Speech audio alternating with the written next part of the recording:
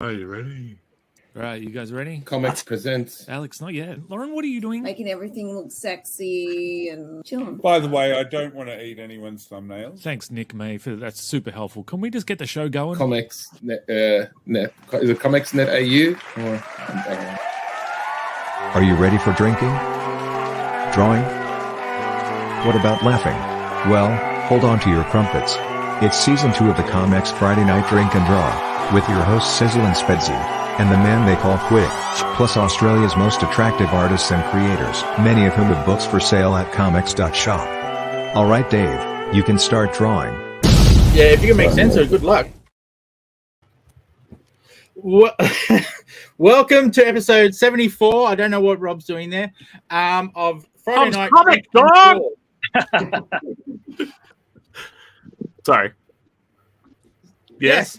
So yeah, tonight's theme is Power Rangers, and our special guest is Tung. And so over to you, Spedsy. Thanks, mate. Sorry to scream over you, but that was Tom Tung's one of Tom's many comics.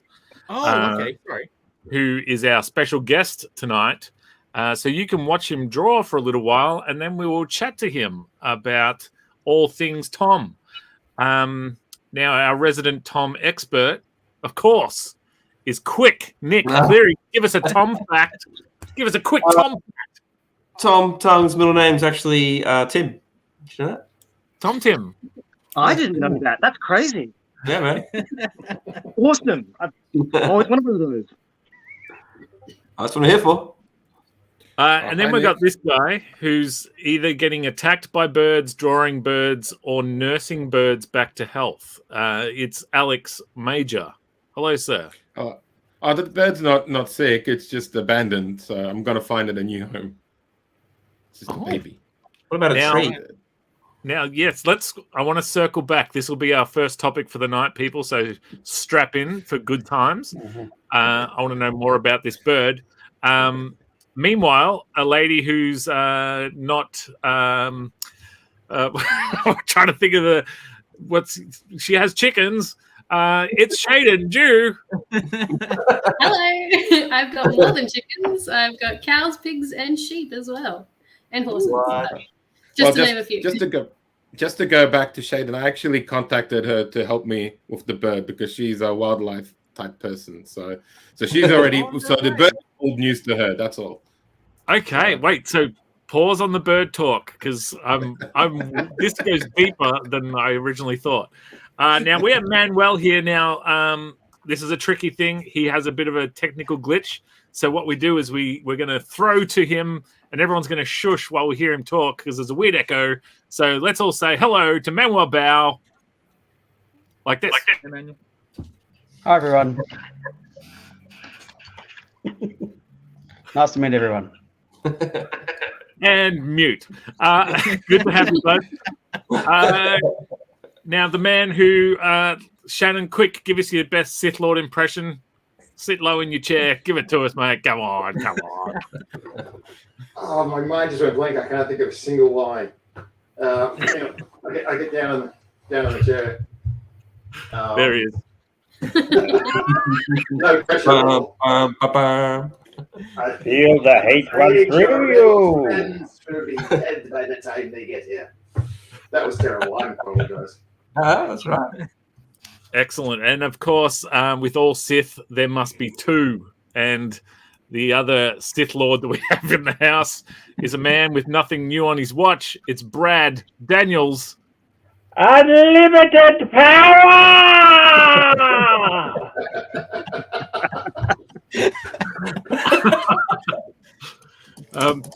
We're just as we rehearsed. Awesome. And of course, our special guest for this week is Tom Tung. Welcome to the show, Tom. Good to have you back. Pleasure to be here. It's morphin' time. Yes, it is. But before we morph, we need to deal with the elephant in the room or the minor bird in the room. Alex, talk us through now. Don't bury the lead here. Let's, tell it like you're pitching the movie to Steven Spielberg. What's No, the he's only bird? the third best director. I'm not. It's Robert Zemeckis, if you're listening, I want your ears for this movie, bro, bitch.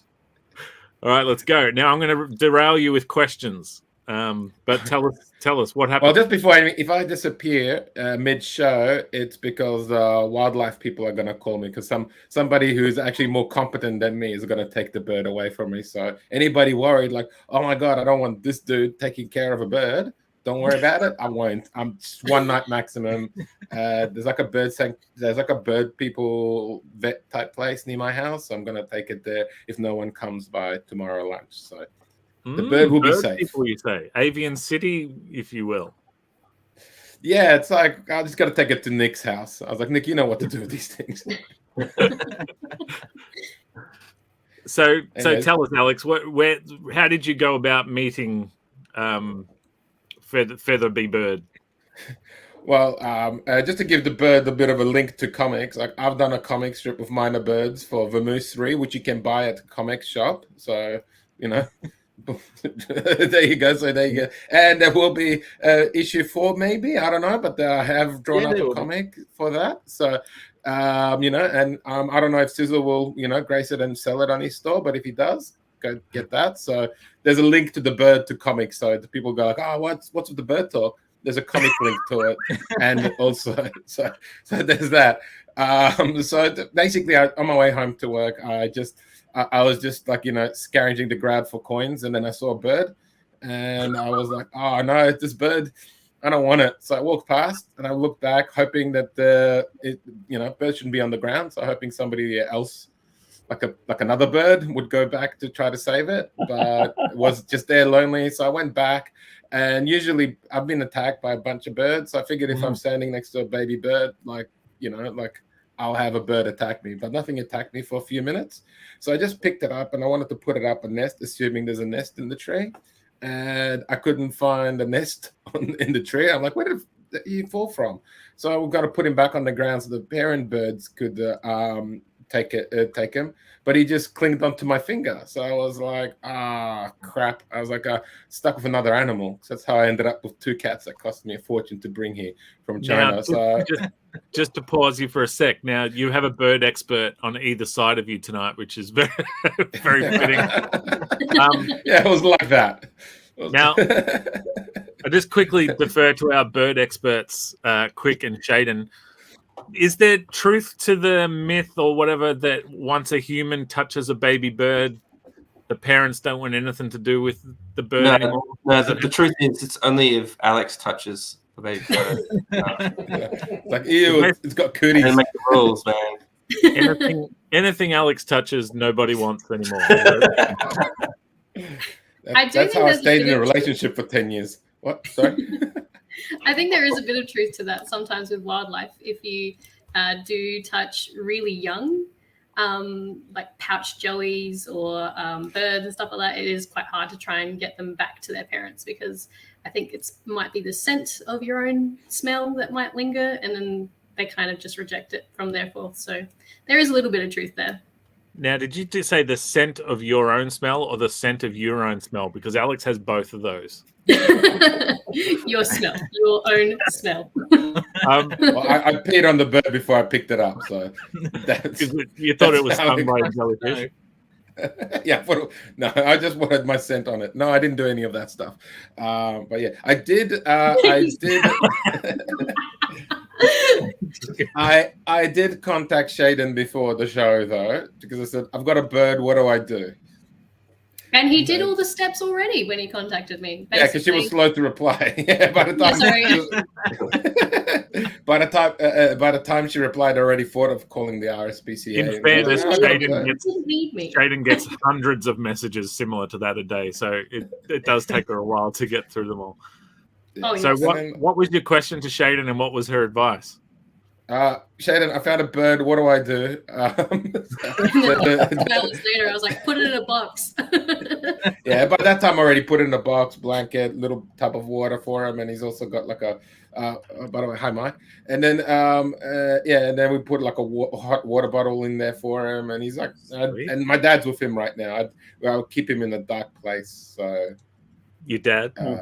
No, not my dad. The bird. Dad's watching Now, TV in a dark Is room. your dad chewing the food and then spitting it into its mouth, or how's that working out?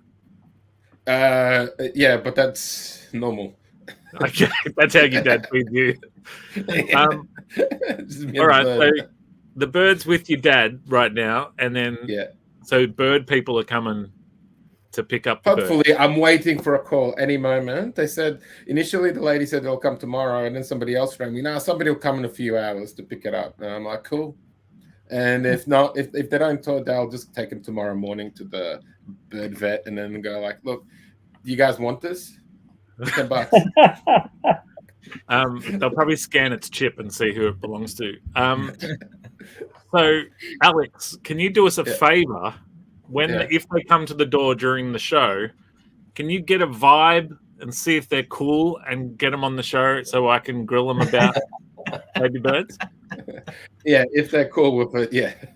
I'll see because it would have been easier if I was at my own place where I'm moving into soon. So there'll be new background. So for anybody watching, getting used to this background, don't get used to it. In a couple of weeks, it's gone. I'll be in a different apartment, which I own.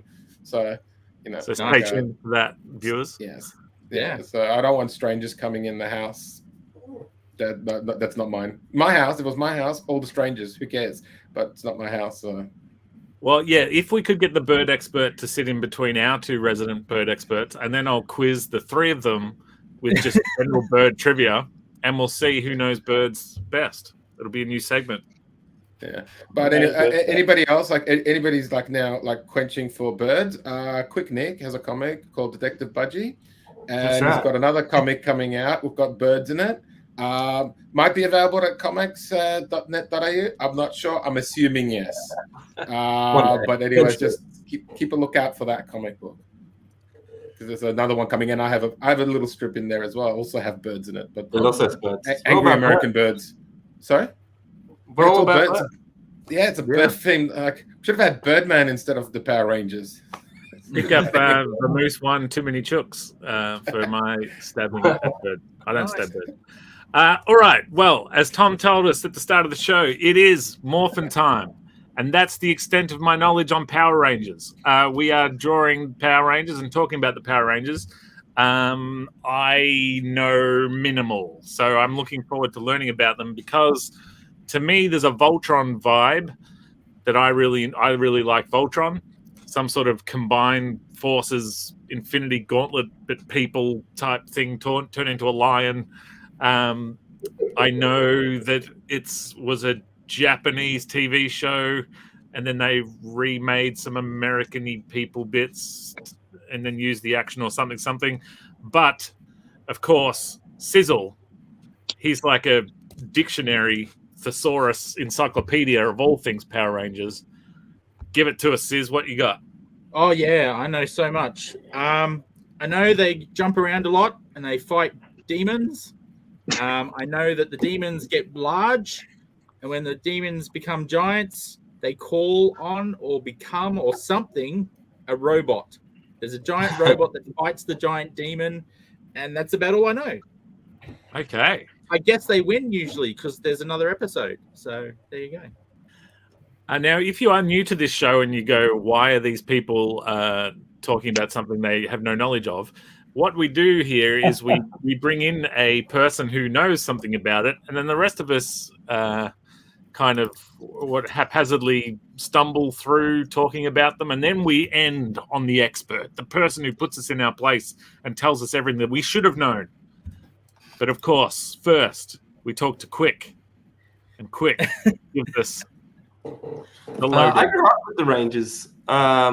Like the first Power Rangers came to TV when I was the right age to be buying their toys and stuff. I can remember figuring it out at a certain age. I think my dad said a few things while he was watching it.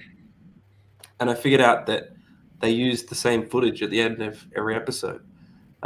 Every episode ended the same way. And I was kind of like telling my friends, I was like, how come at the end they always just get in their Megazords and then the Megazords are struggling and then they make one big man Megazord and then he just gets a big sword and he doesn't hit him with it. He shoots him with the sword, which I don't really understand. And then it's over. Every week it's the same crap. and I figured it out. To ruin it. No. It's legit good. It's good. Stick with it, and I did. Is it literally the same footage, or you mean like the same sort of? No, it's the same footage. There's it was a Japanese show. Whenever you see the people in the Power Ranger outfits, that's all Japanese people. They have their own show. And then some Americans just said, "Oh, let's shoot all the parts where they're not wearing costumes." Yeah. So they would make half a show. That was the first few episodes. Didn't they stop that? Because I think in America they continued keeping the same uniform, while in Japan they kept changing every season. I don't know. Like, I think I know kept doing it every season and only shooting half. They needed to. I think Manuel wants to say something. He seems super keen. Rob, open the mic. No, Could be wrong. Right. That's right. They did borrow it from the Japanese show, and the problem was Japan kept updating with the new seasons, but in the States it was stuck on the original with the original costumes. Yeah. And it sucked. Quick, there you go. You were meant to just not did you see me and Sis keeping it professional? We silently nodded.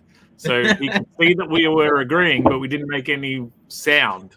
Get with it. I wanted to hear, and it sucked echoed. I just thought that'd be something cool.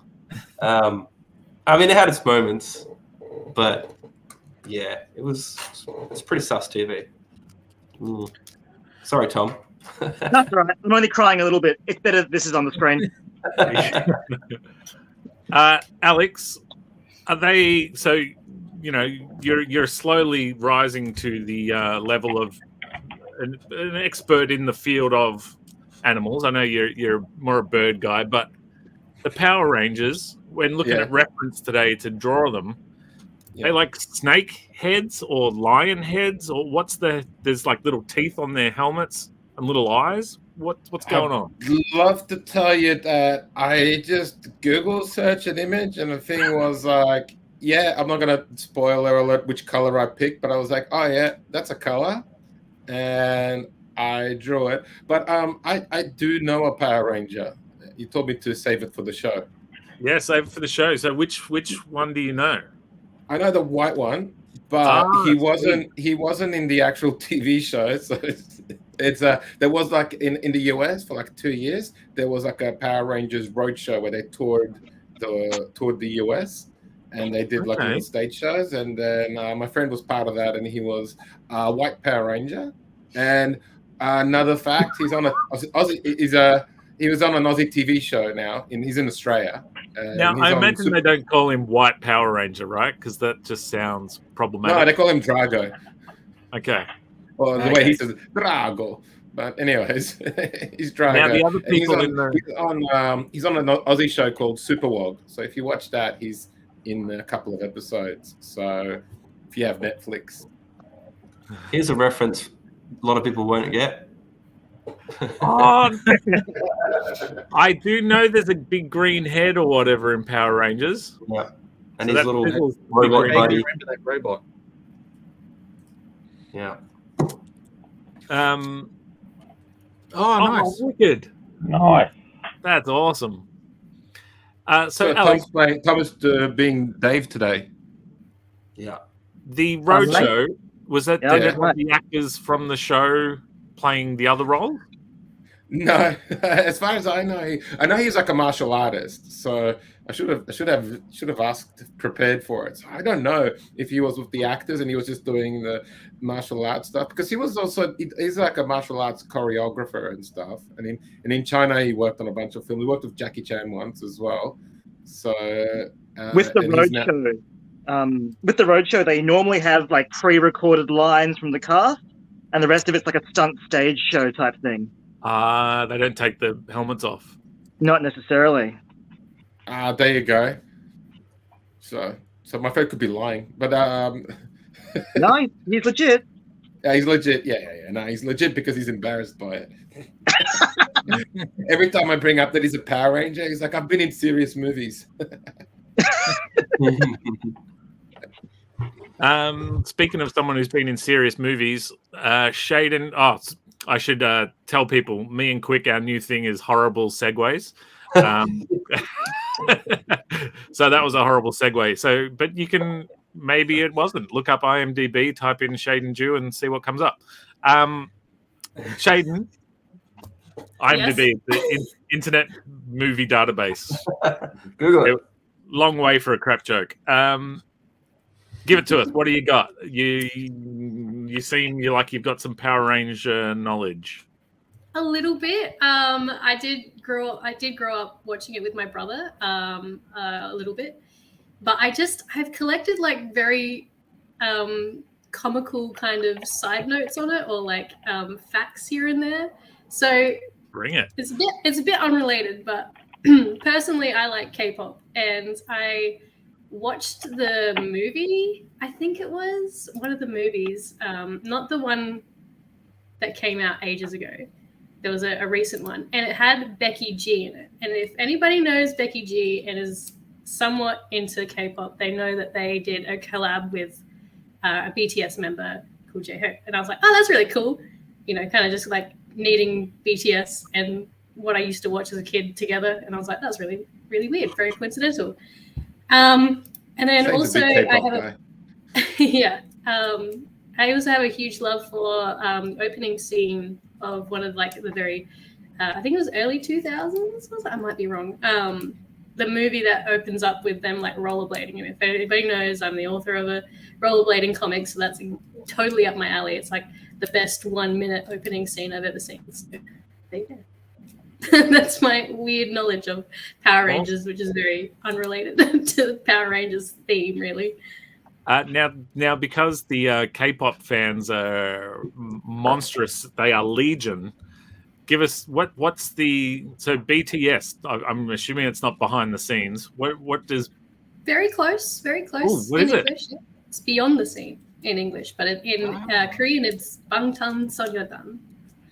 So now, what makes? I know they. I've heard the name and I know they're massive. Tell us, pretend this is the BTS show for a sec. No, this is the Power Rangers show.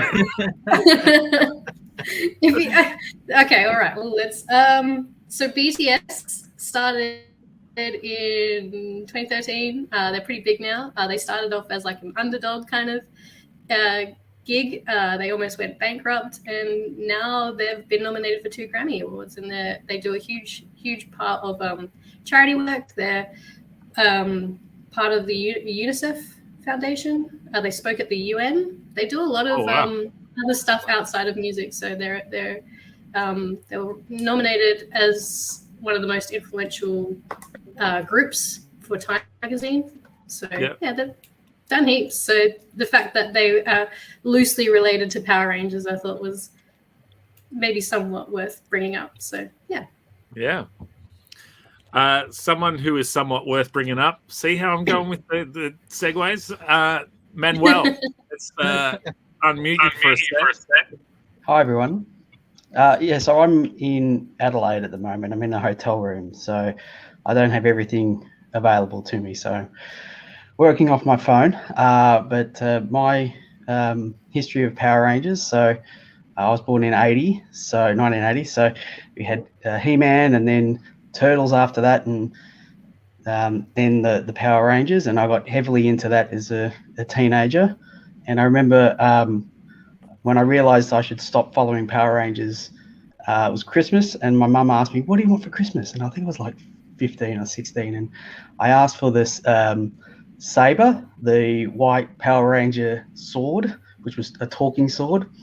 And like everyone in the family, like looking and going like, oh my God, when I opened up on Christmas morning, and I thought this was so cool. And then I looked around like, yeah, I might be a bit old for this.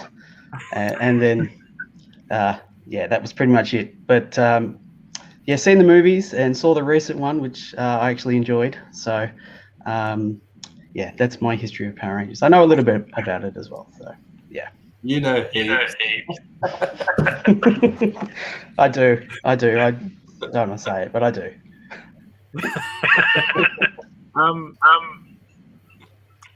Yeah, well, I don't know. Give us a little something. Tell us something that us normies, for lack of a way better word, wouldn't know about the Power Rangers. Have you got like a little something, a little factoid? A little thing. I know that the original 5, they culled 3 of them because they asked for too much money, and that's when they brought in new characters and changed the Red Ranger. They brought in a new one and brought in new colors, and the Green Ranger was there in by then, and he was evil, and then he became the White Ranger, which was the hero. And Jason David Frank, he was the White Ranger, the Green Ranger, and he's stuck with it ever since. So it's kind of his show now. Yep. Yeah, right. I want to know what this means. Power Rangers killed the Turtles in the Sonic the Hedgehog animated shows. As in, Manuel, do you know what that means? Like, does he mean quality-wise? Or... Well, I think the Turtles were at the end of their run by the time the Power Rangers, because that was, a live show as well. So, why watch animated cartoons when you got a live action show? Yeah, right. But I think Turtles was pretty much at the end of its run anyway. So, I've got a quick. Wasn't there a Turtles, like a collab? There was like a live action Turtles series. Yeah. And I think there was like a crossover between. Manuel wants to confirm my knowledge. Lift his microphone up. Rob, let him speak. You're right, Alex. There was recently, I think. Yeah. The IDW, I think it was. It was pretty decent. Yeah. No, the TV show on TV. Yeah. That was the Turtles, the new generation. Yeah. And the Power Rangers. I think they got together. Yeah, that's right. Yeah. Power Rangers in States and the Teenage Mutant Ninja Turtles. What was that? Sorry? It was the Power Rangers in States and the Teenage Mutant Ninja Turtles. Okay, I'm confused. Yeah, I think you missed it. My favorite bit though is Alex is probably the one who struggles the most with the no swearing rule, and then he said he swore, and then of course the echo, so he swore twice. Sorry, apologies. Apologies to all the children watching this, not live at Saturday morning. Yeah, Manuel just gave me an epiphany because he was born in 1980. I was born in 1977, so I got 3 years on him. And my sword in front of the parents' story was me and Dan May took our Ninja Turtle figures to high school to play with.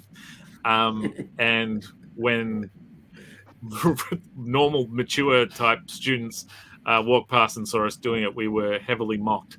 And that's when I realized, maybe I'm not meant to be playing with this stuff anymore. So I think that's why I missed the Power Rangers. If they came at the end of Ninja Turtles, I was still knee deep in Ninja Turtles when I got shamed out of the things I enjoy. Yeah. The yellow wiggle is greater than the yellow Power Ranger. Now, Gary, I'm going to need to know, are we talking, I'm of an Emma generation, the yellow wiggle. I don't know the pre-Emma and the post-Emma. So what are we talking here? Hey, I can tell you something about the yellow Power Ranger. Okay. So in the Japanese version, I'll bring up a little visual. There was the 5 Rangers, and these guys were all dudes. And then when the Americans did it, I'm pretty sure they just cast an Asian woman, and that's why the yellow Ranger doesn't wear a dress like the Pink Ranger. Should I circle more groins, or are we good? Yeah. No. Can you draw them what the groin? What does that area look like? Can you be more detailed? No. Is that true, so Tom? You heard that one? Oh, if you watch it, they're wearing spandex. There are some shots where you can definitely see the gender of the Ranger in the suit. Oh, okay. Wow. Go camel toes. Now I gotta watch the show. Yeah. Oh my god. It sounds like from what Manuel's saying about the friends, Ross and Rachel and all them, when it came time to negotiate money, they banded together. They actually took the true spirit of the Power Rangers and became a Megazord of negotiating. And so you can't fire all of us. But those Power Rangers, few of them got greedy separately and they got fired. Speaking of a man who got greedy separately, what? Shannon Browning, tell us, mate. Tell us about your love. That's my thing now. I do horrible segues. Whatever the last sentence was, that's my segue. Speaking of last sentences, see, it doesn't work. Tell us something. What do you got? The one thing I really know about the Power Rangers, like Power Rangers came along, I was a little bit old for them, so I didn't really get into them at all. And I think I always preferred the Ninja Turtles more anyway. But I do remember when they made the Power Rangers movie back in the 90s. Because I'm a big fan of finding filming locations and stuff, it was all filmed in Sydney. So that opening rollerblading scene that Shady was talking about, that happened. I believe that happened in Darling Harbour. The opening scene was of that. And the location where they found, what was his name? Something Ooze or something? Ivan Ooze? Secret of the Ooze, Ninja Turtles 2? Oh. The bad guy from the film.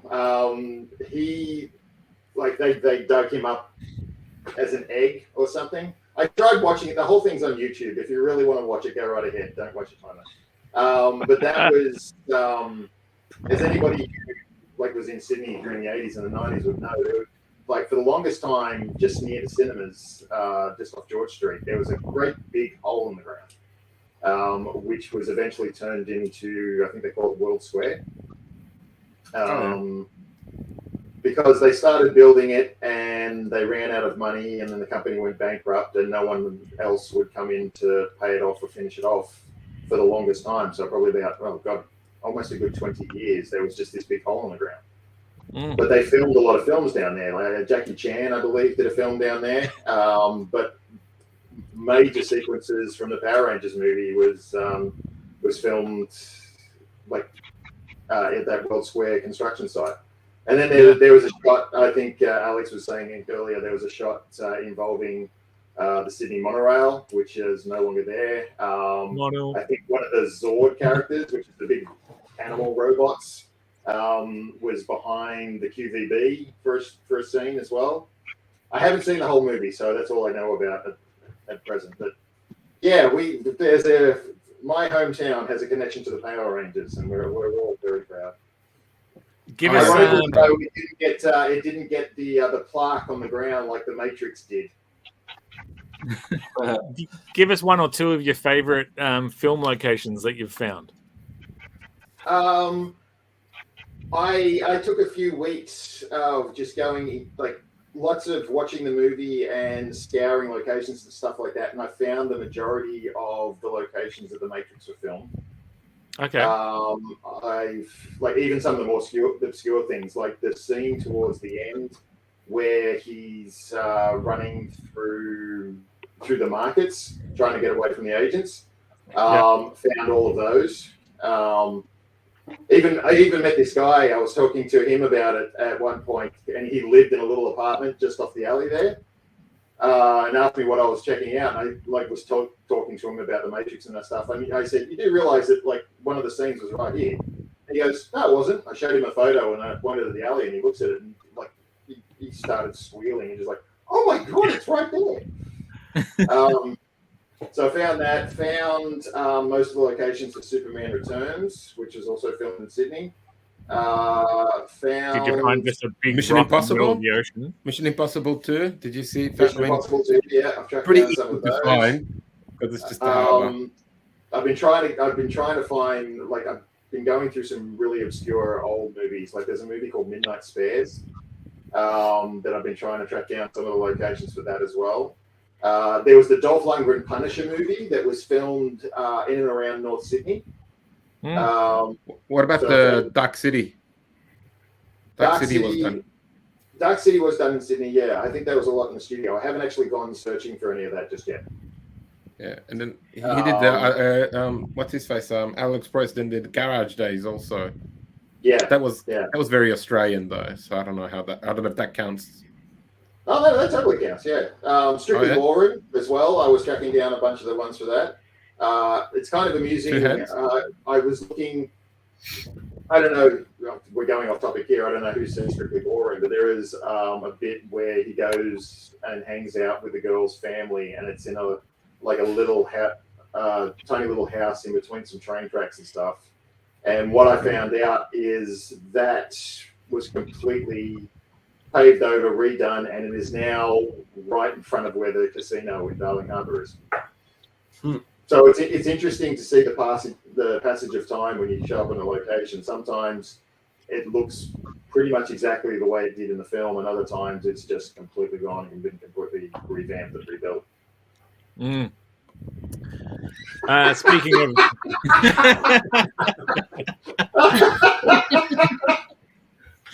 I do that a lot as well. That was great, Nick. You're speaking of the passage of time, and that's what I was lamenting between you mentioning Strictly Ballroom and then the end of you talking, because I had a ball joke and I was waiting for my opening, but it was too far. But now, before he turns into the Red Hulk or goes about leading Songbird and who else? The other members, Mac 5. It's a Thunderbolts joke. Someone said you look like General Thunderbolt Ross there, Brad. Oh, nice. So if Harrison Ford says no to the gig, you should put your hand up. Yeah. The hand is up. We're looking at you, Kevin Feige. We know you watch the show. Find out more about Power Rangers, something or other. Brad, tell us a little something. What do you know about the Power Rangers, or what don't you know? Okay, first of all, you can hear me okay? Nah. Yep. Sound great. Okay. I've never watched an episode of Power Rangers in my life. Nor have I watched the movies. But I have listened to a song off the soundtrack of the movie, which I enjoyed a lot. Okay. One of my favorite bands is They Might Be Giants. They did a track for the original Power Rangers movie called Sense Around. Apparently it plays for all of... I didn't go see the movie, but a friend of mine who was a big fan went to see the movie to hear the song. And apparently it plays for like 3 seconds as they're getting out of a car. Have we had this discussion? Have you told us about They Might Be Giants? Oh, I don't know. I don't believe so. No. Yeah. They Might Be Giants, they're a great band. Yeah. Sense Around, the song is about a child in utero being affected by the soundtrack of a movie which is being played through really boomy speakers. And like all They Might Be Giants song, it fucking rocks. So, sorry, it slaps. I'm not the only one who swears. Okay, good. Yeah. I'm safe. So what you say? It's a banger. Would you say it's a banger, Brad? I would definitely say it's a banger. Okay. But I do know a bit about Saban. Oh yeah. Now Nick just swears in drawings. Now we're going to get some emails. I do know a little bit about Hayam Saban. Okay. First, tell us who that is. Okay, he is the guy who made. He's the guy who made the Power Rangers. Yeah, so basically, in my horrible research. Yeah, tell us about him. Well, he started off as a bass player, and he a musician. They Might Be Giants? Not with They Might Be Giants though. And he was doing soundtracks for kids' TV, including, looking at my list here, Inspector Gadget, The Mysterious Cities of Gold, Mask, Dragon Quest, He-Man and the Masters of the Universe, She-Ra, Princess of Power. He was doing soundtracks for them. Wow. And he got the idea. Oh, yeah. Originally, he was... I think this is from the Toys That Made Us show that Sean just mentioned. He was like... Stan Lee was trying to do exactly the same thing as Power Rangers. Get a Japanese series, dub it over, put in some American actors, just Americanize it. Yeah. And yeah, he got to it first and became immensely rich. Nice. Yeah, well, Sis, we need to sell this show to some producer and overdub some American accents and get some money rolling in. See what I can do. Can we put in some Kung Fu? Gotta have Kung Fu. This is when we'll have to start talking out of sync. Yeah. Facebook users is calling you a fraud. That's one of my influencers, Facebook user. Love it. Yeah, and we've gone over the Teenage Mutant Ninja Turtles connection, which was the next mutation, Manuel, not the next generation, because they're mutants. Yeah, and that was a show produced by Saban as well. That's why they crossed over. There you go. Now, are we talking live action or are we talking? Yeah, right. Manuel, signal to me by using your head. The next mutation, that was the one with the female turtle?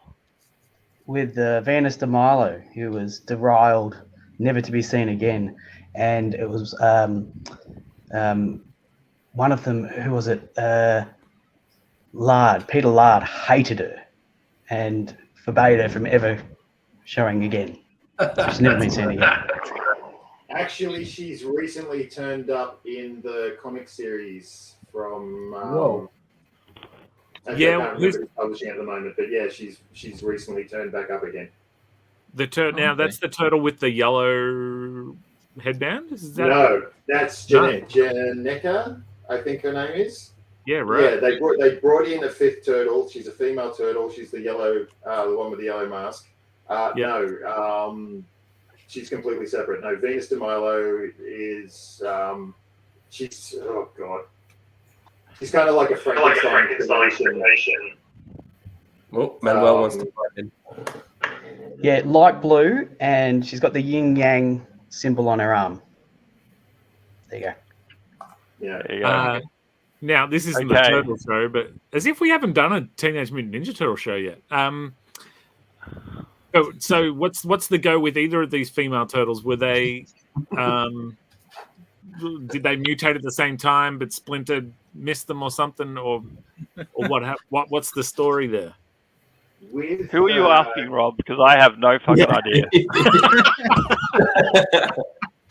Well, then I'm not asking you, Brad.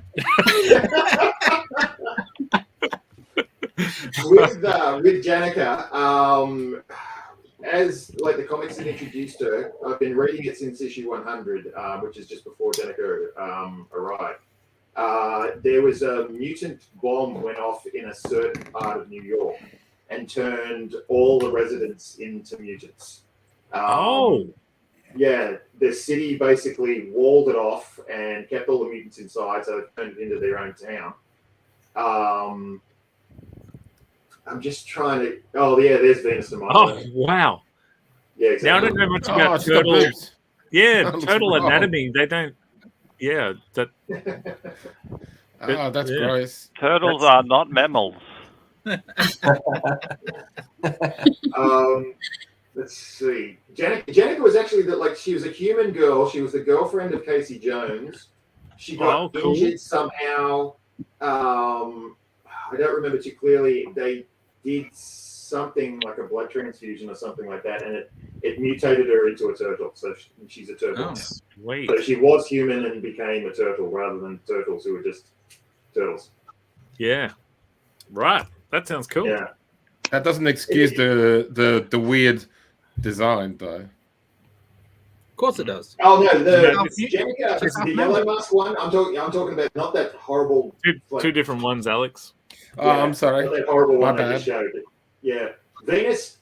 Back in the day, sorry, I've read all about the turtles, and I know we're getting off the Power Rangers thing. Back in the day, Did you prepare for the wrong show? What's that? Did you prepare for the wrong show? Because you said you read a lot about the turtles. No, this is what I do for fun. Okay. No, yeah, back in the day when they'd done the cartoon series, they were looking for something new to do. They were talking about doing the live action. Peter Laird and Kevin Eastman, they actually did want to. There's Jennifer. Yeah, there she is. She looks awesome. That's much better. They did want to introduce a fifth turtle, but they wanted to introduce another male turtle called Kirby because they were big Jack Kirby fans. Oh, yeah. And when the show heard the fifth turtle, that's when they said, "Oh, we got to spread this out the demographics." So they wanted to introduce a female turtle, which led to the creation of Venus de Milo, and she was only ever done in that live action suit that basically looks like a furry. No offense to the furry community out there. Legit. Let's take him. Yeah, everybody. She was just absolutely loathed and disappeared until she showed up into the comic books about 12 months ago. And even then, she's only been a bit player. She hasn't really been cemented as a regular character yet. Okay. Well, so that's what I know about the Power Rangers. Yeah. Well, let's talk to the man who knows. Well, he's at least the person who picked the Power Rangers as the topic for this week. Tom, what do you love about the Power Rangers? Why did you pick them? Tell us why they're so cool. Oh, look, I've been pretending to be a Power Rangers fan for years so I could come onto a show like this and make a bunch of people talk about the Power Rangers really just as a torture thing. So this is great for me. No. Power Rangers takes footage from my favorite show, Super Sentai. It's a Japanese show with some of the best plotting that I've watched in a long time. Yeah. They've been going since 1975. And Stan Lee tried to license one of the Sentais to bring to the US for a long time and failed. And the rumor, there's this legend that Haim Saban spent years trying to turn this Americanized Super Sentai into a reality. And apparently that Toei would meet with him every year and he'd beg them and they'd say no. And then after a couple of years of this, the legend is that he met with them again. They were in a restaurant and he's like, "Please let me use your show." And they're like, And supposedly he got up in the restaurant and he sung phonetically the full theme song to that year's Super Sentai show. And they were like, "You know what? This guy might be crazy enough to make this work." And so that's the legend. It's unsubstantiated, but yeah. So was that on the Toys that Netflix show, the Toys That Made Us or whatever? Was it in that as well? Possibly, yeah. Saban's in that. He's in that episode. Does he? I forgot. I watched the show. I forgot if he said anything about that in it. I don't think because it's never been quite confirmed. I've seen a few docos with mixed reporting on that. But yeah, so but yeah, because it's a pre-existing show, Power Rangers is very easy to make if you know what you're doing. You'll get given a bunch of footage and you hopefully have a design for it. It doesn't always work. Power Rangers RPM was notorious because they brought on this writer who was like, "I'm going to do this homage to Mad Max and the Terminator and all this stuff." And they're like, "Oh, that sounds great. You've got to make this show." And then they give him the footage he's got to work with. And it's these sentient, talking, anime, googly-eye cars. And he's just like, "What the hell am I going to do with that?" and it's great. If you want to watch, if I'm going to recommend a Power Rangers show, RPM. Big Mad Max vibes, big, a post-apocalyptic. It's fantastic. Sweet. But yeah. Tom, do you know how many different Power Rangers series there are? Yeah, sure. Power Rangers is in season 26. And Super Sentai is in season 46. Whoa. Oh, whoa. No, sorry. No, Power Rangers is going to 30 years this year. Yeah, but Super Sentai is 46 years. Now, how does... Older than Rob. Yeah. Now, as a Super Sentai fan, how does Power Rangers size up to the original? Hang on, I'll be political here. They're different shows. Okay. Now, tell us what you really think. Don't need to be politically correct on this show. It's interesting. Like, I think the Power Rangers series that's really maligned is Turbo. That one where they had to get like a kid to play one of the Rangers.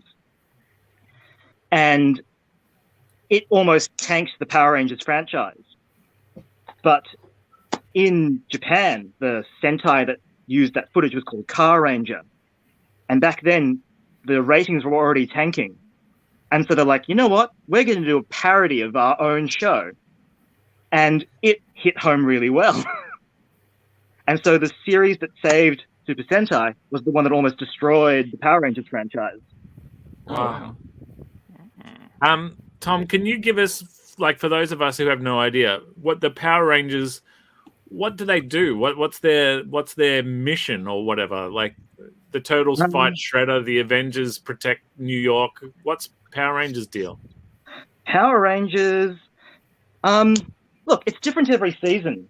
So I think the thing that links them is that they all tap into an energy source called the Morphin Grid. And Awesome. That's something they tap into when a new threat to Earth arises. In Super Sentai, it's more protecting the smiles of the children of Japan. Okay. Oh, okay. Well, speaking of a man with an infectious smile, there's a segue. Nailed it. Tom, let's talk to you about yourself as opposed to Power Rangers. While we play our little intro, would you be down with maybe pointing the camera at your face? Wait, we're going to do a smooth transition. We're going to come after the video. The video that goes now it's like that this. part of the show where we shine a big shiny spotlight on one of our creator friends. This week, we welcome Name and talk about their creative journey. Please, everybody, make some noise for Name. Yes, there he is. There's his face. He does have one. So Tung is our special guest today, this week. What would you say? Like a well-known person in the Melbourne comic book scene. Am I? Puts together a daily Every weekday. comic strip. It's up to like 2,000 something episodes. I'll let him talk about it because he knows more about himself than I do. All right, Tom, let's hear the journey. What brought you to drawing? What do you love about it? Have you been drawing since you were a kid? Give us a little bit about your creative journey. So I consider myself to be a writer. And after years of wanting to write comics, I'm like, no one's going to draw this for me. So started pursuing learning how to draw. Okay.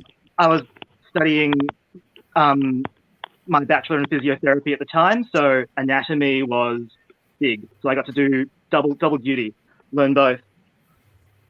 And I put out my first comic in 2010, back when I used to see a lot of horror out in comic conventions. Like, I'd go to local cons, it's just a lot of horror content. I'm like, I don't really like horror, but I'll give it a shot.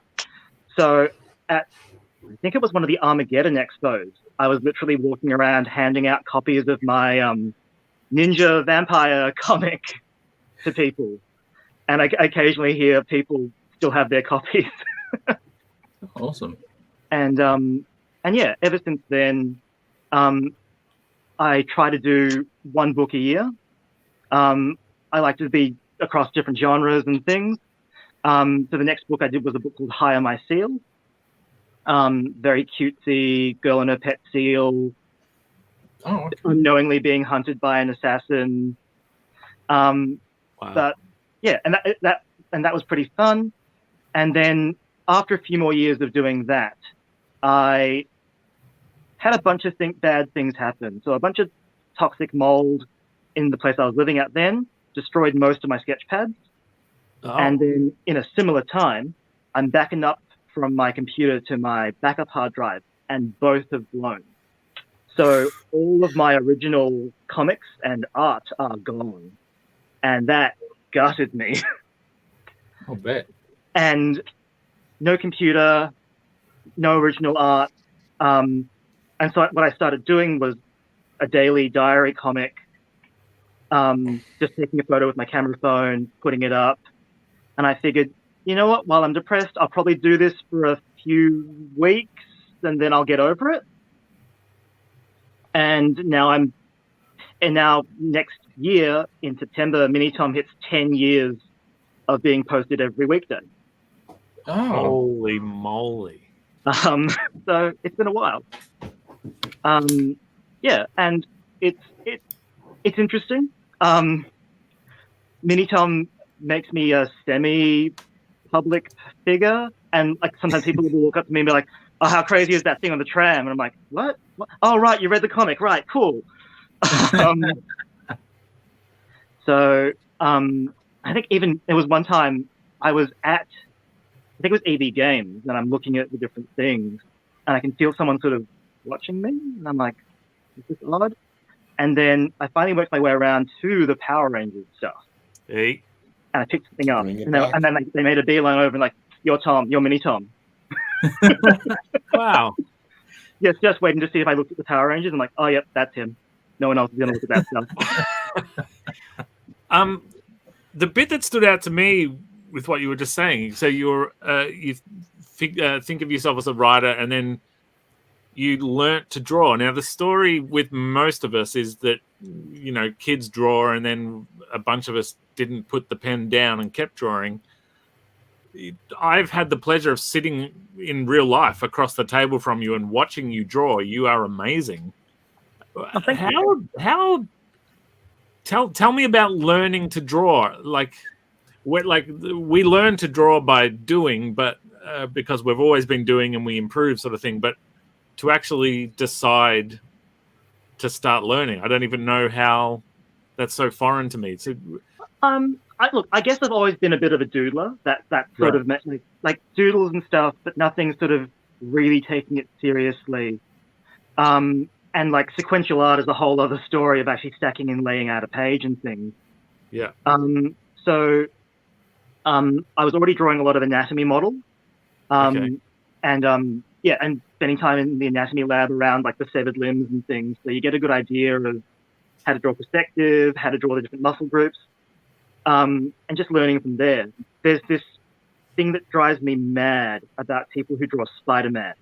And when you see his kneecap, so the kneecap's in the middle, and on the inside of his thigh, they always draw the muscle huge. And I assure you, that muscle is wasted on everyone. No one has that muscle that big. Well, let me show you. No, I'm joking. Is that your sorry, what was it? The physical therapy was it? You said so that's you. Like you have a bit more of an understanding of how bits and pieces work. Yeah, and that's sort of the tag thing for Mini Tom, is that he's physio by day and comic artist by night. So I have a quick question then about, because you're talking about Spider-Man. So are you specifically talking about Todd McFarlane's Spider-Man? A lot of artists will draw that muscle on the inside of the knee really big. Yeah, but like name names. I'll tell you, I don't think I've seen a Spider-Man artist not do it. And so that means I'm insulting a lot of Spider-Man artists right now. Yeah. Oh, cool. Yeah. Like what's the other one? Is it Kubert? Andy Kubert? Is he one of the Spider-Man artists? Is he? Alex just really wants to drag someone through the mud. Okay. Yeah. We're trying to make this controversial. So like if you drop names, maybe I'm insulting Mark Bagley. I'm insulting McFarlane. I'm insulting Ramita. Senior and junior. Yep, and senior and junior, exactly. There you go. There you go. That makes the show more spicy. Now people are going to be sharing it. Hey, check out this dude's throwing shade at McFarlane. Yeah. Look, at least Ditko doesn't care, so that's good. Like, now, Tom, so Mini Tom has a really distinct style, and then I've noticed your pieces on the show the last few times you've been on, they're like completely in another zone to Mini Tom. How do you do that as well? Like, I feel like I just have my style and that's it. I wish I could draw serious and then silly, but it's all somewhere in between silly seriousness. But you seem to master different styles. I guess the other thing that when you want to learn how to draw is you pick your favorite artists. So, you've got that muscle right, I think. Oh, there you go, quick. Hang on. But yeah, so you learn by copying a lot of styles, and you work out what you like. Like, I really like Terry Dodson and his really defined lines. I really like the proportions of Chris Baccialo and Mike Mignola. So you sort of take these different things. And then you work out what's fast for you. Mini Tom is not drawn to the best of my ability. It needs to go up 5 times a week. Yeah. So there's a compromise. Yeah. But as I've kept going, if you look at the early Mini Tom, they look awful. Because what I've been able to do is, from what I've learned from other drawing things, is the faster I get at that, the more I can include it in my daily stuff in Mini Tom. Okay. Yeah. And like the other book I'm working on at the moment, I'm actually getting to try and ape a bunch of different styles. So I can ape Rob Liefeld, or I can try a bit of a Kirby thing, or I can, if I want to be Mignola for an afternoon, I will. Wow. Speaking of turtles, Tom, quick question, because you were talking about Rob Liefeld. Yeah. How do you see? Do you have opinions about his take on the human anatomy? No. I just like drawing feet just as much. Sorry. I just like drawing nicely because some people throw shade at Rob Liefeld, but looks like you like him. There's a thing about energy in a design or a pose that you can let anatomy go to the wayside a bit sometimes. Which it's sort of like it's a storytelling thing. And look, like sometimes you'll see a page and initially, especially for Rob Liefeld, you'll see like it pops out, and then you'll break it down and you'll pick out the tiny feet or the lack of background or whatever else. But I think that he's got an energy that still hits for a lot of people. Yeah, I challenge anybody to X-Force 3 or 4 with the Juggernaut on the cover. It has all the traits that people hang crap on Rob Liefeld for. No feet, all that sort of stuff. It's magnificent. I wouldn't be on this show right now if it wasn't for Rob Liefeld. That X-Force came out when I was 15, 16, and it was so dynamic that it just sucked me right in.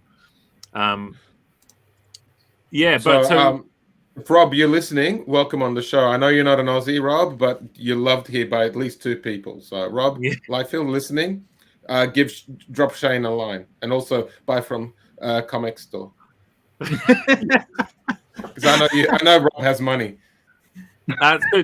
So Tom, this book that you're working on now, can you tell us about that? Is that's not the girl with the seal one? Is this a new something? That's the one. Look at that. Yeah, that's a great cover. That's awesome. See, and look, he's got no feet. There's a cloud covering the feet, but if you look at it too long, you can pick on it. But damn, if I didn't pick that off the shelf, going holy moly! Oh yeah, that's awesome. So Tom, sorry, the book you're working on. A few years ago, I'm like, I love Power Rangers. I'm never going to get to draw or write Power Rangers. I'm going to try my own thing with that. And so I came up with this idea of how do I do like a semi-parody, my own thing. think, and I called it Key Fighters. I did 2 issues. It didn't go great. Like, I rushed it. There was a whole lot of flaws in it. I had a lot of fun drawing it. Got to draw Archie style and got to draw anime style in the book, which was really fun. And it didn't go great. And so one of the writing things I used to get taught was, what if you took the opposite position? So if I'm some guy who loves Power Rangers and I made this book that didn't sell well, what if I write about someone who hates them and is forced to make them? And what's that guy like? So it's this graphic, like, and I hate talking about this because it's one of those things where I'm going to talk about it and I'm never going to end up making it. Yeah.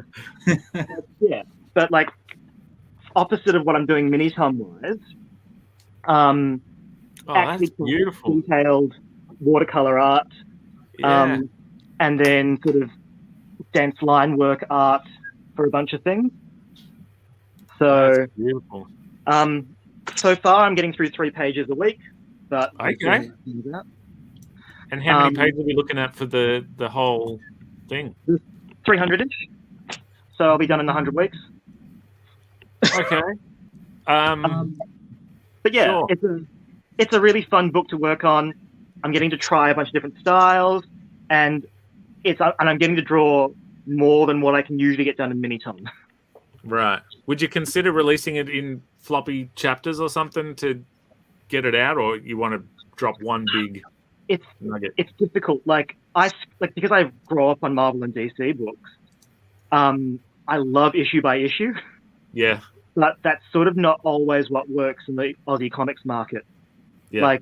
Ideally, like a 300-page book that I'm looking at is 20-ish issues. And in the way that comics get sold and bought at the moment, especially local Aussie scene, I'm not getting past issue 6, no matter how much that I might like that to work. Sure, but sure. Yeah, so like I'm Can't sort of believe in yourself. That's not the attitude we want here. You can do it. It's gonna do the best. Yeah. No. More energy, no sarcasm. More, energy. You can do it, Tom. Yeah, but to make up for that, cause things about issue to issue is love the cliffhangers. And I like having to be able to sit on a cliffhanger for a while until you can't just turn the page, get to the next chapter, whatever. Yeah. But so we'll see how it goes. Yeah. Wow. Awesome. Well, we're past the hour mark, so we could obviously talk to Tom about a whole range of things, but we'd be doing a disservice to Manuel if we didn't check in with what we like to do with someone when they're on the show for the first time is have a chat to them and get a little version of the creator spotlight sort of thing. So Manuel, if you don't mind, you tell us a little something about yourself and about Drawn Out Dad Comics and Fart Puppies and all that good stuff. Yeah, thanks. I've been drawing ever since I can remember, and I've got my twin brother with me, so that's kind of a pastime that we did. And Martin, that's my brother, brought out this book called Drawn Out Dad, which was kind of like like his life. It was a character named Jeff, and it was just like a little zine that he did. And he started going to Oz Comic Con and selling his books. So I thought, well, if he can do it, then I can do it. And brought out a few things and tried things, didn't really work, and some did. And we found that the kids' books were a big seller. We had this book that Martin's kids helped him create. It was called Fart Puppies. And so it was really popular. So we brought out a sequel. And I thought, well, after a few years, I thought, maybe I should bring out my own title. And I brought out Spell Kitty, which was also a kid's book, but it's about a magical kitten. And now we're in Adelaide again doing Supernova. So this seems to be our thing. When I'm not taking care of my 2 girls and Martin's got 3 kids, we're doing our comics. So that's in a 1-minute nutshell of us. Yeah. Quicker, you I have a question to Manuel. Just because he's got a twin brother, did they ever swap like on this show? Have they swapped places yet on the show when we didn't notice? He's in the room with me, because we're. I knew it. Adelaide. We've got Supernova tomorrow, but no, he's in bed asleep. So no. Can you unlock each other's phone? I've never tried. That's a good one. I'll have to try that. Yeah. Yeah, I have twins, but they're a boy and girl. But yeah, I look forward to seeing if they can open each other's phones, even though they look nothing alike. What am I talking about? Quick, are you going to Supernova tomorrow? Just as a punter, Dave Dye's got a table though, so I'll be shouting out Dave Dye a bit later on. What about you, Shaden? What are you doing tomorrow? I actually have a free ticket to go see my friend's hockey game. So unfortunately, I'm out. But otherwise, I would have gone, yes. Sure. Friend of the show, Dana King, will be there as well, I believe. Is that? Yeah. Yes, she will. Wait, yep. I mean, we all know this show's done in Australia. What hockey game is happening in? Is it like? It's not ice hockey, is it? It's ice hockey, yeah. So my friend is Canadian. She's from Toronto, and I used to work with her. And we've just stayed really good friends, even after we've both said our goodbyes to the cafe. And yeah, she gives me free tickets from time to time whenever the season starts. So tomorrow. How many Canadians are there in Australia? Is there enough Canadians to put together a hockey league? There actually is. So the South Australian team is actually made up maybe just less than half of Canadians, and the rest are like Australians. So the Canadians really kind of help the Australian ice skaters a lot. So yeah, there's a fair bit of Canadians behind the Australian ice hockey scene. So yeah, right. Yeah, because it's summer, I don't know if there's enough. Is Adelaide I know like Sydney? even my friend, she's just like, I don't understand why they put it in summer. It's so dumb. Yeah. But anyways, if they manage to find a frozen lake in the summer in South Australia someplace, that's worth a ticket just to see that. Like, how did you guys freeze this in 30 degrees heat? The ice arena. You remember the ice arena? Yeah? Oh wait, no, you're not in Adelaide. There's an ice arena here in Adelaide. Yeah, I've been to Adelaide before. I was 3 years old in 1983. So I'll be honest, I don't remember much. I'm just told that I've been there. Alex, are you from Sydney? Well, I'm in Sydney. I'm not from Sydney. I'm I'm a foreigner. I'm an immigrant. there's a Sydney ice hockey team. Yeah, I know. There's at Macquarie Centre. They play up at Macquarie Centre. Yeah, the Sydney Sirens. Yeah, I think they might be playing either tomorrow or the day after, possibly. Yeah. Not sure. But yeah. Yeah. Well, anyway, how do we tie this back to ComX and Power Rangers? Well, apologies about this. I just thought it was weird that there's like a hockey game going on, and also, I had to take Shaden to task that how dare she pick a hockey game over a comic convention. But anyways, moving on. No guilt. Well, yeah, you can ask for the rest of your bird-based and hockey-based questions. You can continue your conversation offline. Until then. Says, how about we look at some of the amazing pieces that have come in, perhaps starting with a latecomer for last week's? Yeah, what it is sorry, I'm just uploading some here.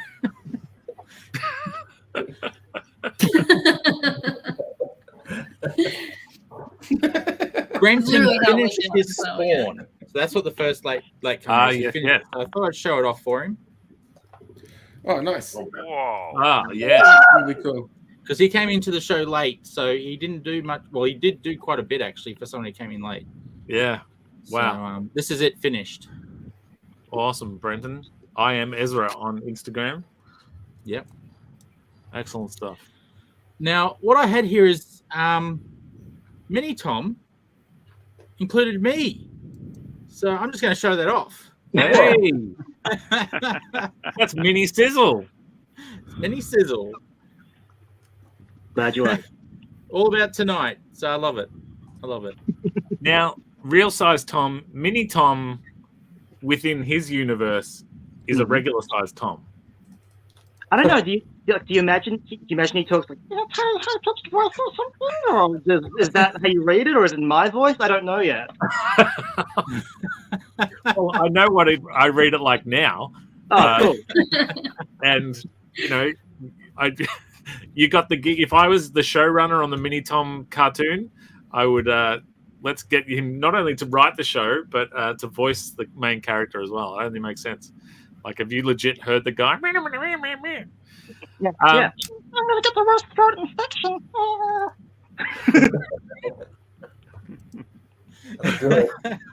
Awesome. Cool. Okay. We'll start with the first Power Ranger picture that we got was actually from Manuel. Sorry, Manuel. I'm having one of those moments, and I put the wrong picture. There we go. It's Morphin time. Can we see that? Nice. Yeah. Hmm. Now, what's he holding? That looks like a Pokemon egg or whatever they. Is that It's what a they blue have? hamburger. It's a hamburger. Oh, there's the more. He's got ketchup in his pocket as well. There you go. Oh, it is a hamburger. Oh, cool. Awesome. Cool. The next piece, and Manuel sent that in early because, as we know, he's getting ready for Supernova. But you also drew something traditional. You were going to say manually, and you didn't. Yeah, wasn't I? I'm not. Hey. Wow, that's awesome. That's awesome. That's awesome. Cool. I'm so jealous of someone who can do digital as well as they can traditional. That is just not cool. Not That's fair. a burger too. Rob, you can do traditional, can't you? I can print out my digital. I mean, obviously, I can do a version of traditional, but not that good. What else we got? Marty Wells sent this one in. Nice. Marty. Hey, there's Batman. Instagram. Batman on the back. Is now. Yeah. Thanks, Marty. Nice one, Marty. Nice one. He's mixing it up. It's cool. Yeah. That was really cool. Then Nick May, since he's absent. Yeah. That. Nice. See that? Oh, there, Pink Ranger. Very cool. I miss Nick. Hey, do you want to see my impression of a Nick May drawing? Yes. I can do a real life version. You ready? So. Wow. What kind of shoes are you wearing? Yeah. Wouldn't you like to know? I would like to know, Rob. It's a bear. Well, so there you go. Me and Rob are both part of the Put Your Foot on the Show.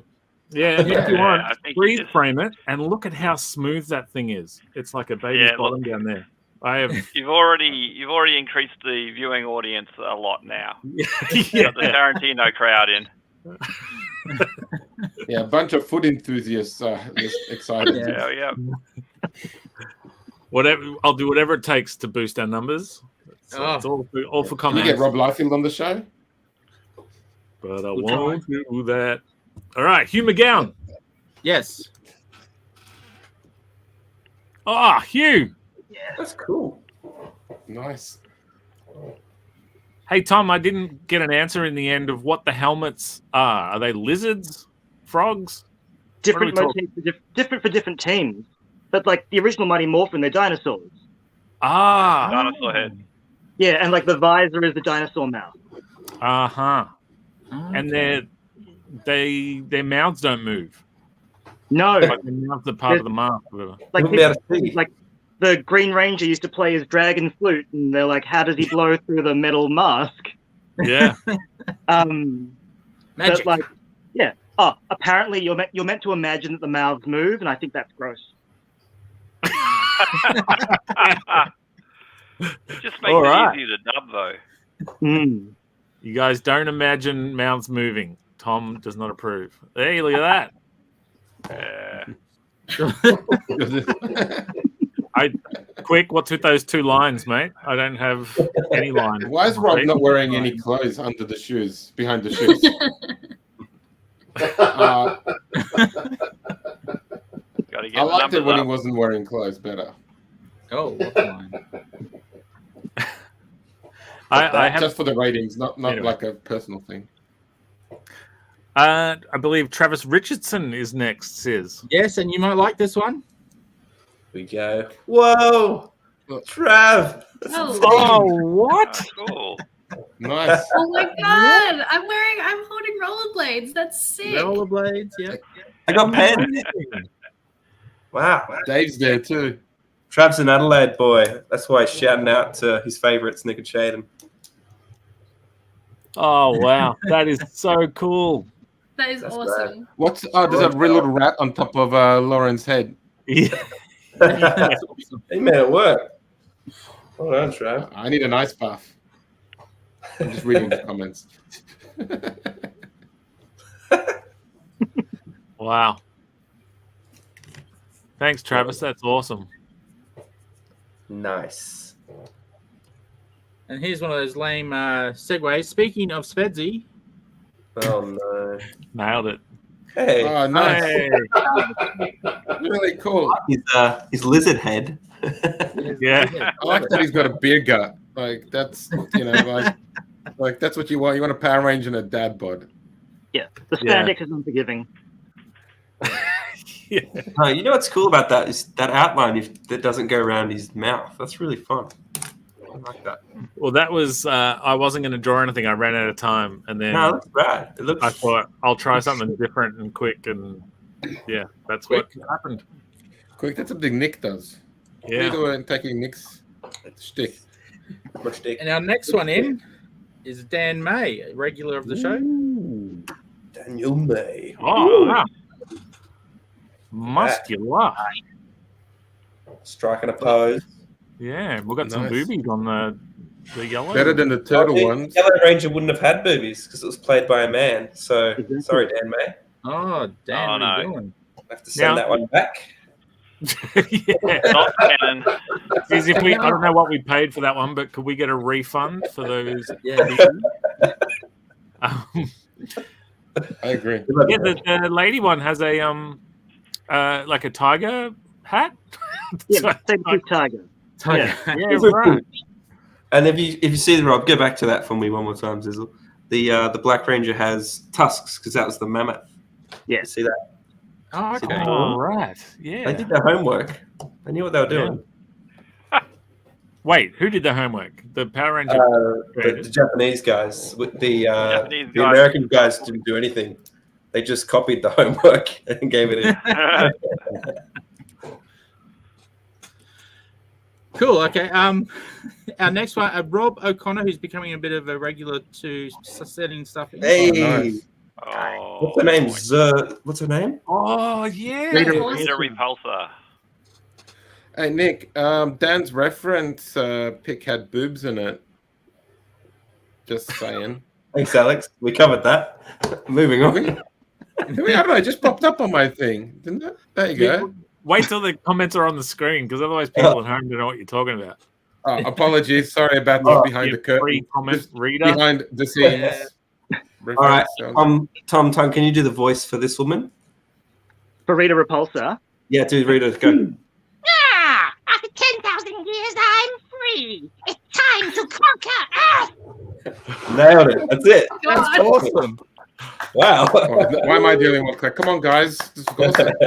All right, I Tom, appreciate you. Good. Yes. Well done, Rob. Tom, We can love you do the it. voice, what you imagine this cat sounds like? This guy's got a bar and he's bringing it along. He's having a really good time and it's just the best. And I'm top of the boozer. Oh, this is great, guys. All right, A little bit like now, a Tom, Jar. your biggest challenge. Now, Yeah. one day when this goes to Netflix, you might get the phone call. Mhm. Give us his voice. Oh, okay. Hang on. How do you picture him? Like before I say anything. Is it a deep voice? Is it a deeper, even deeper voice than that? I am the magic toilet. Or is it sort of like is he lighter? Is he like what are you imagining? He's a bit of a regular Joe. Oh yeah, he's just a regular Joe. He'd go surfing if he wasn't a toilet, but like it's not always a thing, and it's hard to get there. But you know, it's fine. I'll get there when some point.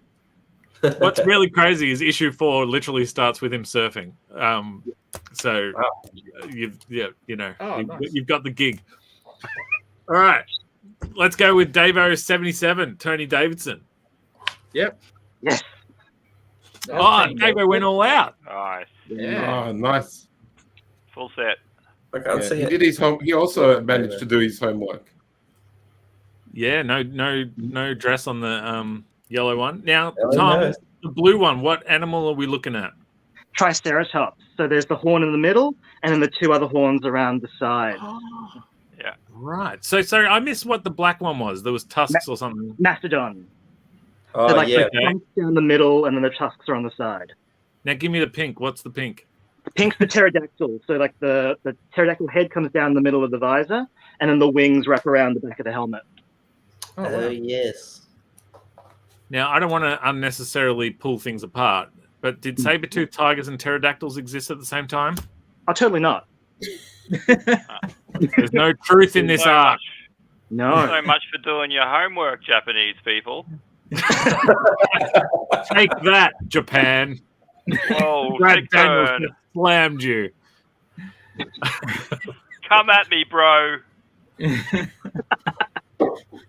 Speaking of the bro of the show, Brad Daniels, what do we got there, Sis? Hey, look at this guy. Go for it, Tom. That's the guy in the suit. That'd have been one of the You can villains. figure out how they did it.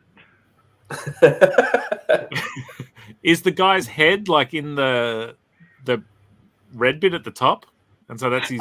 I think that if I remember right, the way the actor would look out is actually through the snout. Yep. Oh, right. I think I can't like not all of them have like you look out through the eyes. Like sometimes if the arms are in an odd place or the face is on the torso or something. But yeah. So, when in doubt, I look just out looked the up snout. the stupidest monster I could find on Power Rangers and did a picture of that. That's Has the a knife pumpkin. and fork. Yeah. Yeah, you're going to talk about the pumpkin guy, Tom. The rapping pumpkin. Yeah. Oh, look, there's a Halloween episode with a pumpkin guy who raps and like. Oh no. Yeah. Oh my. Yeah. Kyle Higgins, who wrote the Power Rangers comics, loved that thing. And he appeared on this show, and for most of the show, he's acting really bored, like he doesn't want to be there, because he's pretending that he's actually the pumpkin rapper, and he gets to reveal himself, and he's written all his own raps for the show. Yeah. Awesome. Well, Brad Daniels went for a twofer this week. Yeah, We're he going to did. second one there. Let's see if we can figure out how this. This would be the more modern Rita. Yeah. Yeah, Brad, Rita. the juxtaposition between your two. Which Wow. one do you prefer? Well, they both have She their talked to the qualities. snout. Yeah, when in doubt, talk out the snout. Mm-hmm.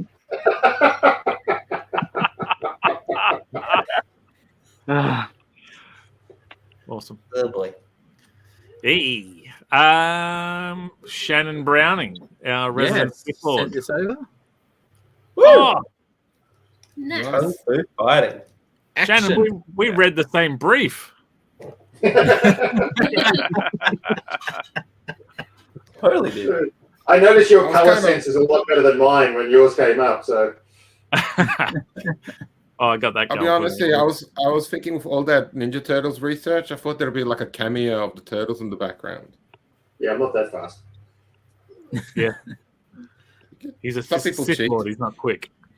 And then last but not least, Bring it home, Shaden. Shaden. Oh, Hey. nice. Nice. yes. Those in pink. For Kimberly, the Pink Ranger. Excellent work. That's The only slick. thing is that maybe because of my TikTok, but because there's like a pink stripe in the background, I'm just thinking that's like a speed fight. There you go. Speed fight. Alex.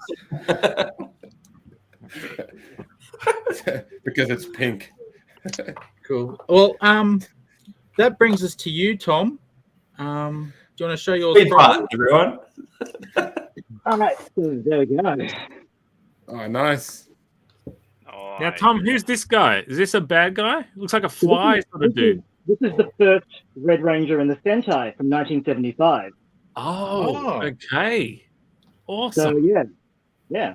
Was he Got a insect whip based or something? Hmm? Was he based on an insect or something? No, but like the idea was that the visor wasn't sunglasses material. It's actually got perforated holes in it. So it needed to be big enough that you could perforate it so you could see out of it. Ah. Okay. Wow. Cool. And there's these... I love how you draw hands. Thank you. It's very good. Gotta be good at that. We got everyone. Sis, what about you? Well, what I was going to do, bring up, we were meant to have someone else on the show tonight, but she was busy doing this. Yes. Dana. Yeah, she got a bit busier than she first expected. But while she was setting up her display, this is DK, of course, I should probably mention. Dana. She did send in, and I hope this works. Here we go.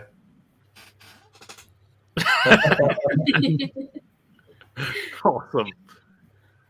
Now, Quick and Shaden, when buying a table, hiring a table at a convention, it's like the table's so and so big, and it's you pay. How does Shaden, Dana, get a car? Yeah, she's doing them a favor. She's filling space in that giant hall. So it's just an attraction. I imagine it's off the tower free, I guess. I don't know. Yeah. And then did she drive that car? Like, did she drive that car there? Yeah. Because that's an easy loadout too. It's like make your car attraction. Then just load out straight into your... I'm going to make my car look more cool. She's also done that same display at the roller derby the few times that I've gone as well. So it draws a lot of people in. A lot of people are like, wow, this is a really cool car. And the fact that it's like featured in a comic as well is even better, I think. Yeah. She's very clever. Awesome. She's very clever. She's kicking butt, DK. She is. Well, before we go into our final segment, maybe we should take a look at something Alex Major done dropped. Yes. Done dropped? Hey.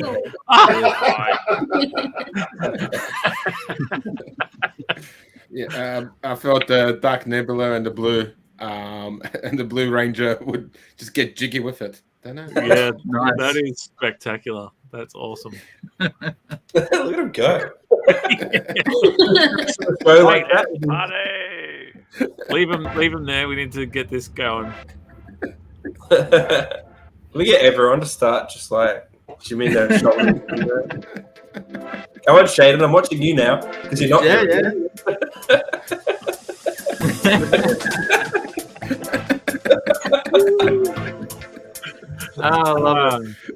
I'm just watching the viewer count go down and down and down. Subscribe for more dancing.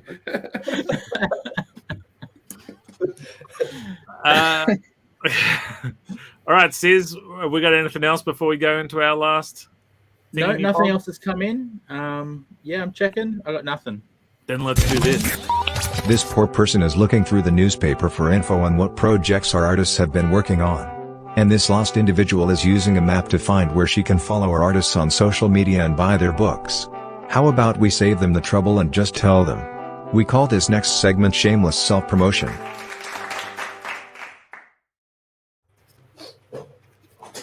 Well, for something different.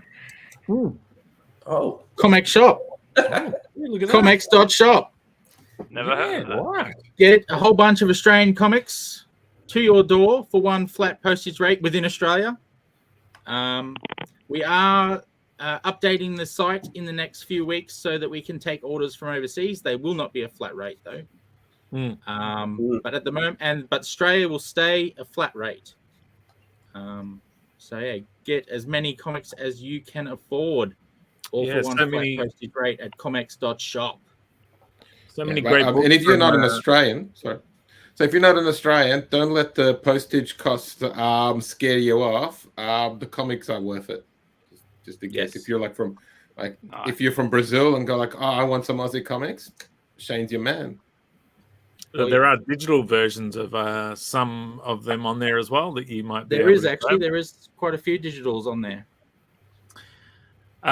Yes, and speaking of digitals and whatnot, it's shop.psychojanitor.com or just psychojanitor.com.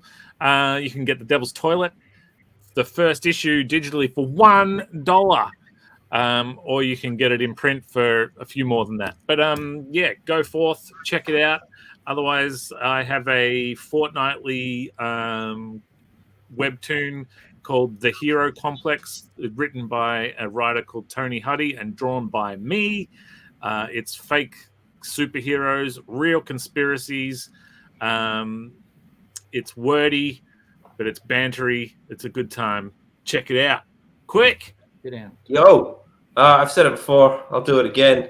I've just got a you can pre-order Flyboys, which is a short stories anthology featuring work by myself, Alex Major, Rob Lyle, Nick May, Michael McAlandos, Tim McEwen, Nathan Grixty, Peter Wilson, Dave Dye, and Jordan Poet.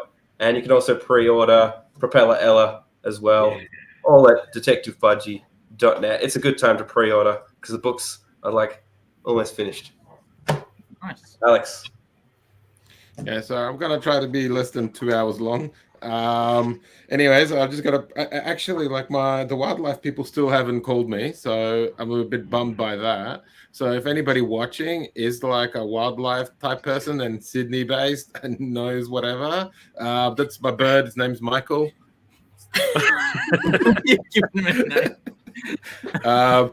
This is him not letting go of my fingers. Well, he's let go eventually, but yeah. So he's not dead, but he's looking for somebody more professional than me to look after him. And there'll probably be. And if you want to see him in comic form, he's in Rob's comic, Vermouth 3. You can buy from ComX.net, the ComX shop. Shane will have a link for that, and then also for the show. I know you love the show and you want to see more episodes, so go through all the old backlog of episodes and other shows, Lee's shows. So make sure you subscribe. Then we'll subscribe, and then like as well. Click the thumbs up, the like, and then ring the bell so that way every time there's a new show, you know about it. And let's see what else is there to know. No, nothing. Just help me save a bird. Go, Shaden, your turn. Oh, sorry. By the way, if nobody knows, sorry, before Shaden, sorry. If anybody actually I do need help with the bird, just go on my Instagram, Sloppy Bunny Tunes, and just DM me. I do need help with the bird. Just go on my. I don't want to hear myself. Instagram, Sloppy Bunny Tunes, and just DM me. I do need help. Yeah, the Sloppy Bunny Tunes at Instagram. Just DM me if you know something. All right, cool. Thanks. Go, Shaden. Sorry. I'm unprofessional. You're fine. I'm the creator of No Man Land. I've got 1 and 2, and soon to be number 3 coming out. I don't have it on the ComX shop yet, but if you keep your eyes peeled, it might be there soon. Awesome. You can buy it at the moment on my website, which is shadedart.com. And I'm on Facebook, I'm on Instagram, I'm on TikTok at the moment, and Twitter as well. Shadedart.com. Say that last bit yet, Shaden. One more time. I'm on Facebook, Instagram, TikTok, and Patreon. Nice. Awesome. All right. Let's do a sound check on old Manuel. Hey. So this weekend, we've got Supernova in Adelaide, and next weekend I'll be doing the Aussie Comics show in Alternate Worlds at Bayswater on the Sunday. So I'll be there. Sweet. I'll be there with you. I've got I've got Spell Kitty and Far Puppies, which you can sort of see there, and have our latest superhero book, Aussie Battler in the Down Unders. We've got Jamie Johnson, who's done the cover, so that's debuting tomorrow. So we're excited about that. And on Instagram, which is our main thing that we're on, Drawn Out Dad Comics. And own an indie. Loved having you. Thanks, guys. It's great.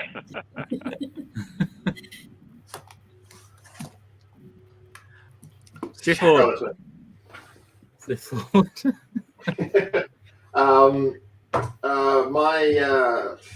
I just moved to a new place, so I'm still sort of getting myself sorted out. But my YouTube channel is still running. It's called Gungo Movie Maker, where I do animated movie reviews. And I'm on Instagram at Shan Studios, SHANNSTUDIOS. And I'm on Facebook the same way as well. And there's Brad. Now it's my turn. I just like the way Brad was sitting there. I wanted to draw attention to it. Oh, Thank you. I was wondering who did that. The wheels fall off at this stage of the show. It's the wind down. We get a bit silly. Yeah. Cool. So I'm Brad Daniels. I do Edge Comics. You can follow us on Facebook, Edge Comics, or Instagram, Edge Comics. No space between Edge and Comics, just one word. You know how it works. I have a new comic out. Yeah. Infinite Odyssey, a science fiction one that I wrote and drew. It's taken a long time. I'm very happy with it. And it's on Comic Shop, so there's no excuse not to buy it tonight. Right now. Oh. Get your wallet out. Right Do now. it. Also, I just finished a Kickstarter for my all ages comic that I'm doing with my friend Gary from Singapore called Alpha Sprites of Tara. I sent that off to print yesterday, and I am completely exhausted today. But yeah, that's going to be really good, and that will also be available on ComX. I'm going to be doing... I've done my last convention for the year, except for Singapore Comic Con, where I'll be launching Alpha Sprites of Tara. You're going to Singapore? Yeah. Hell Nice. Yeah. Do a live crossover from there. I want to know that. That's amazing. Sure, I'll do that. I mean, you've done all the cons here several times over, so I guess it's time to start This is branching actually out. going to be my third Singapore Comic Con as well. Oh, wow. Oh, so you're regular. There you go. We're learning something. Yeah. Rob's very impressed. I haven't had one for 3 years, but I'm going there now. Can you speak any of their native tongue over there? Yeah, they speak English there. Oh, so I you can can speak speak that. Do you speak Singlish, though? They're really good at it. It's like, Brad, do you it's like speak I'm a native. Singlish? Okay. That's Singlish, isn't it?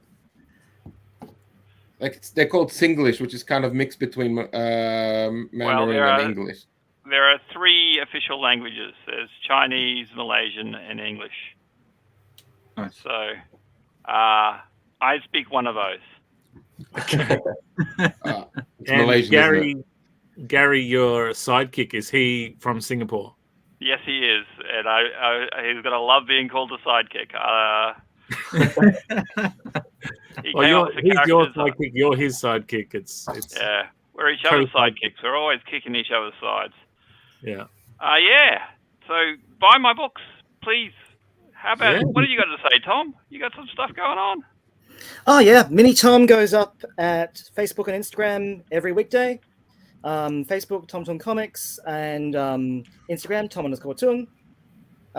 There's some ComX ranges. Nice. Love it. And yeah, every weekday. Show us So your long. wrist bling with your. There's this thing. Yeah, that's awesome. Whoa! Oh, wow. This was from the train themed one. Didn't get a Power Rangers, but Whoa. trains Wow. and crossings. Next week, train crossing ranges. Exactly. Yeah, I You love know, it. idiot me. I thought that had Copic markers in it. I thought that was a drawing thing. Yeah. I'd love that. Just on my wrist. Just Yeah. that'd be great. Wow. Well, we learnt a lot tonight, everybody. So, Rob, I wanted to say something because nobody brought it up.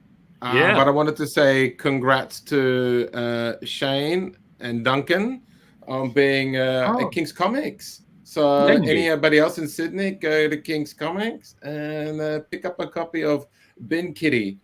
It's beautifully located. So if anybody following comics on Facebook, you can see there's a photo of it and you can see where to find it. Yeah. Thanks, Alex. Yeah. Nice. Good work. Yes. Well, I guess that's our show, Sears. I believe so. I didn't do my due diligence and look and see what next week's episode is to tell people what to draw. You can tell by the way I am talking that I am. Do you want me to put you out of your misery, or should I just let you keep going? No, yeah, please. No, keep going. It's part of the act. Oh, Louis Joyce next week is our special guest. Yes. And we're drawing Aquaman. Aquaman. Well, that'll be fun. Sorry, guys. I'm a fan of Louis Joyce's Where's the work. dancing duo? That's how we're going to end the show. Yeah, I'm getting they're playing me off the stage music. All right, well, say your vitamins, eat your prayers. We'll catch you next week. Thank you so much to those in the room. Thank you very much to the people who sent in art. Thanks to Tom for being our special guest. Thank you to Manuel for joining us. Manuel, stick around. We chat after the show.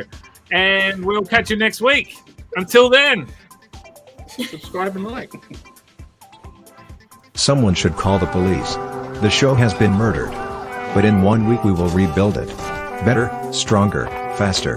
In the meantime, head to ComX.shop and powder your chestnuts on a copy of Detective Budgie by Nick Cleary, Amazing Tales by Dave Dye, Vamoose by Nick May, Battle for Bustle by Lee Chalker, Radical by Ed Kearsley, Sluggish by Spedsy, Crimson and Rascal by Peter Wilson, ComX Presents featuring so many of the creators that have appeared on this show.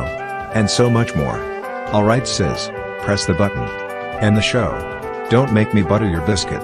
Sizzle, press the button. Sizzle? Sausage sizzle.